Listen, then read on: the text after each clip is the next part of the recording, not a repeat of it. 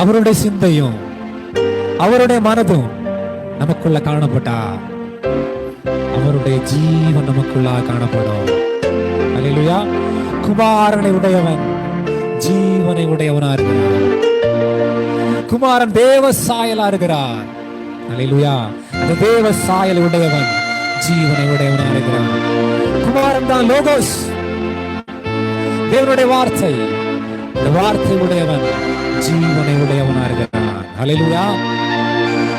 எப்பொழுது அவருடைய வார்த்தை உடையவர்களா இருக்கிறோமோ அப்பொழுது அவருடைய ஜீவனை உடையவர்களா இருக்கிறோம். அல்லேலூயா.